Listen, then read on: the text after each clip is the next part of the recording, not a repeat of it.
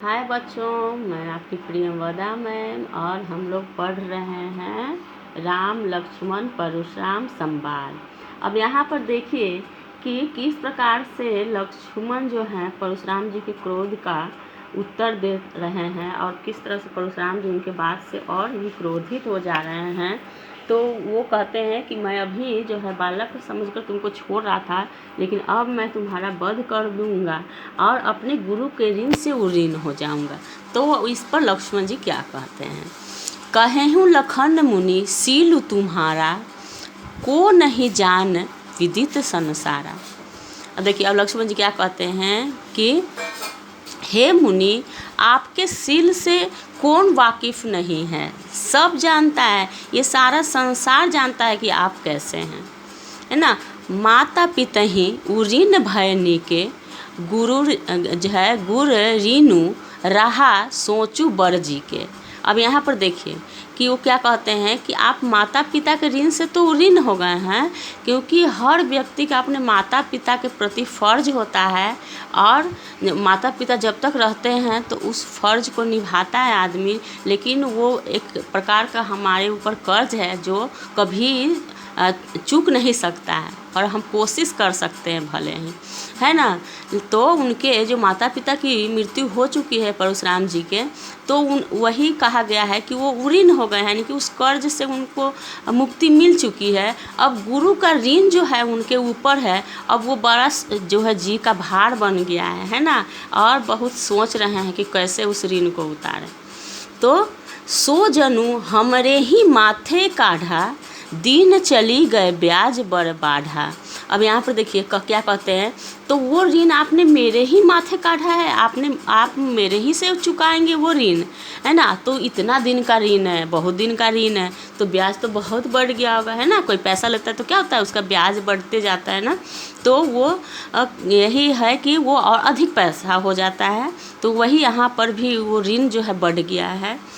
अब आनिया व्यवहारिया बोली, तुरंत देव मैं थैली खोली। तो अब देखिए क्या कहते हैं कि कोई व्यवहारिया को बुलाइए, मतलब हिसाब किताब करने वाला को बुलाइए, और वो जो बताएगा तो मैं जो जान जाऊंगा कि कितना ऋण है, तो मैं तुरंत अपनी थैली, अपना बैग, अपना पर्स निकालूंगा और मैं दे डालूंगा, आपको दे दूंगा, ठीक है। सुनी कटु वचन कुठार सुधारा, हाय हाय सब सभा पुकारा। तब क्या हुआ कि इतना जो है वचन का, जो लक्ष्मण जी का वचन कठोर सुनकर वो क्या करते हैं, परशुराम जी जो है तुरंत जो है कुठार संभाल लेते हैं, अपना फरसा बार बार जो दिखाते रहते हैं। तो हाय हाय वहाँ पर जितने भी लोग उपस्थित हैं वो हाय हाय कह के पुकारने लगते हैं कि नहीं नहीं ऐसा मत कीजिए, ठीक है। भृगुवर फरसु देखाहूँ मोही, विप्र विचारी बचो नृपद्रोही। अब क्या कहते हैं लक्ष्मण जी कि हे भृगुकुल के वंश, आप बार बार मुझे ये फरसा दिखा रहे हैं, लेकिन मैं तो आपको इसलिए छोड़ रहा हूँ कि आप ब्राह्मण हैं, है ना। आप उसके साथ ये भी कहते हैं कि आप ब्राह्मण की वजह से मैं जानता हूँ कि आप नृपद्रोही हैं, आप जो है सो ये क्षत्रियों का नाश करने वाले हैं, फिर भी मैं जो आपको छोड़ रहा हूँ आप बच रहे हैं। मिले न कबहूँ सुभट रन गाढ़े, द्विज देवता घर ही के बाढ़े। अब देखिए क्या कहते हैं कि आपको कोई वीर नहीं मिला है, कोई योद्धा नहीं मिला है जिसका सामना आपसे नहीं हुआ है, इसीलिए आप इतने वीर बन के घूम रहे हैं, है ना। आप जो है, आपको नहीं पता शायद कि आप जो अपने घर के ही जो हैं सो वीर हैं, है ना। आप अपने घर ही में वीर होंगे, है ना। और उसके बाद देखिए, अनुचित कहीं सबू लोग पुकारे, रघुपति शयन ही लखनऊ निवारे।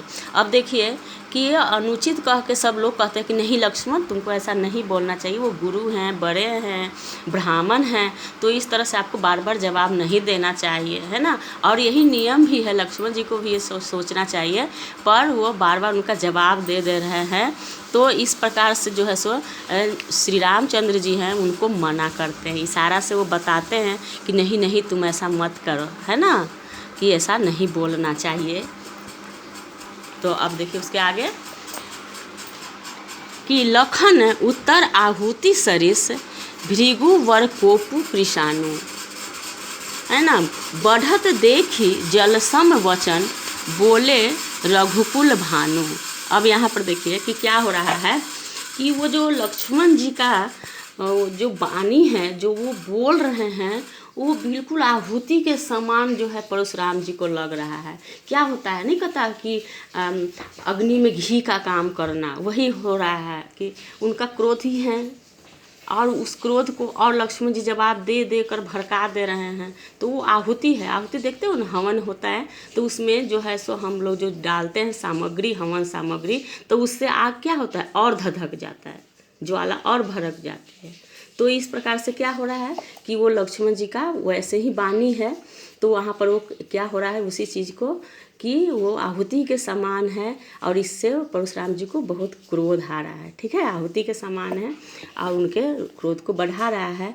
तो उनके क्रोध को बढ़ते देखकर श्री रामचंद्र जी, जो बिल्कुल उनके विचार से विपरीत हैं, वो शीतल हैं, विनम्र हैं, है ना। तो वो क्या करते हैं कि वो इशारा करते हैं कि ऐसा नहीं कहो, और वो ऐसी बातें करते हैं, ऐसे बोलते हैं उस सभा में कि परशुराम जी का क्रोध जो है शांत होता है, तो उनकी वाणी को वही शीतल कहा गया है, एक बरसात के समान उस आहुति को बुझाने वाला कहा गया है ना, बुझाता है उनके क्रोध को। वो शीतल पानी की तरह उनकी वाणी वहाँ पर गिरती है, और सभा में थोड़ी शांति बनती है ना, और परशुराम जी का जो क्रोध है वो कम होता है। तो श्री रामचंद्र जी के ऐसा करने से ऐसा होता है। तो देखिए कि ये जब हम लोग सब पढ़ लिए ये रामायण का ये भाग, तो इसमें हम लोग जाने हैं क्या कि वीरता का गुणगान भी करना गलत है। वीरता दिखाने से होता है, धैर्य से होता है, और वीर पुरुष जो है क्षमाशील होते हैं, है ना, वो बात बात में क्रोध नहीं करते, और किसी जो निर्दोष पर भी जो है सो वो वार नहीं करते। लक्ष्मण जी यही उनको बताना चाहते हैं परशुराम जी को। और लक्ष्मण जी के लिए है कि उन्हें भी ये ख्याल रखना चाहिए था कि वो छोटे हैं, और गुरु से इस तरह की बातें उन्हें नहीं करनी चाहिए थी, है ना। तो ये चीज़ हम लोग इस चैप्टर में समझे हैं, और वो किस प्रकार से देव पुरुष हैं, उनकी शक्ति को विश्वामित्र पहचान रहे हैं, लेकिन परशुराम नहीं पहचान रहे हैं। तो ये चीज़ भी समझना चाहिए कि सिर्फ अपना ही बखान नहीं करना है, दूसरे की शक्ति को भी पहचानना है। तो ये चीज़ हो गया है। फिर राम जी के चरित्र से हम लोग को पता चलता है कि हमें किस तरह से मर्यादित, शीतल, धैर्यवान और वीर होना चाहिए, है ना। तो ये हमारा इस तरह से समाप्त हो गया है संवाद।